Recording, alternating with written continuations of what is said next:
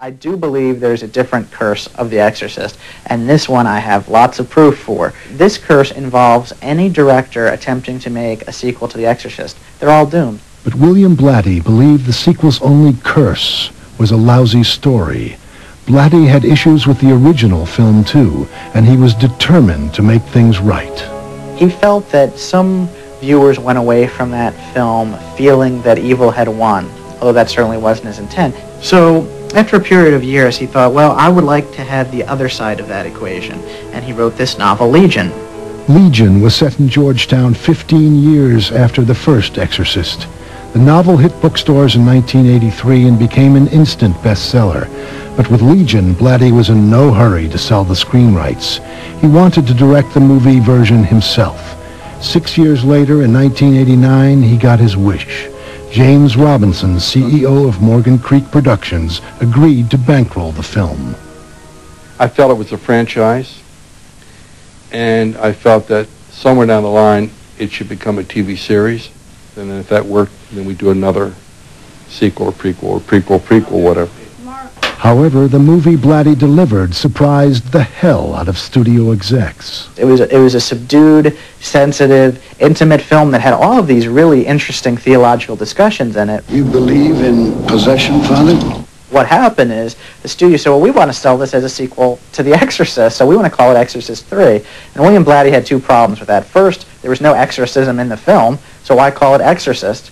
Secondly, why would you want to reference Exorcist 2, The Heretic, which was so bad, and give this a numeral like 3?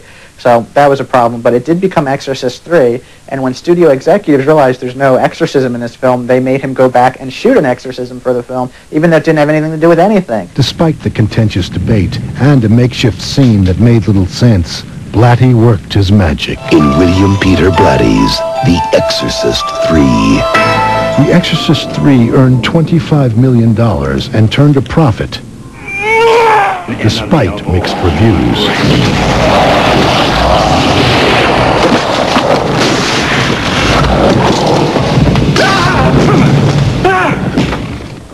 It was faithful enough to The Exorcist to make people remember The Exorcist fondly, yet it was original enough and interesting enough to have its own life force, to have its own intelligence to it. I think it was a good and underrated film, and way better than Exorcist 2, The Heretic. No Pazuzu in this one. In 1977, The Exorcist 2, The Heretic was a critical and commercial disaster. More than a decade later, author William Peter Blatty dreamed up another horrific cast of characters. And The Exorcist 3 became a moderate hit. But did the public crave more evil? And what price would cast and crew pay to create it? James Robinson, CEO of Morgan Creek Productions, bought all rights to any future Exorcist projects. For years, Robinson tried unsuccessfully to develop an Exorcist TV series. He also hired William Wisher to develop a script for a feature-length Exorcist prequel. Meanwhile, William Peter Blatty and director William Friedkin convinced Warner Brothers to re-release the original Exorcist, this time with several minutes of never-before-seen footage. Exorcist tickets, come right through.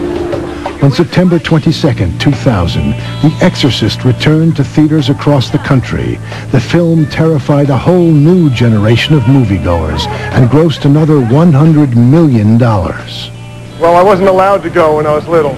It was kind of a banned thing, my mom. But in May 2001, another member of the original Exorcist crew was struck down.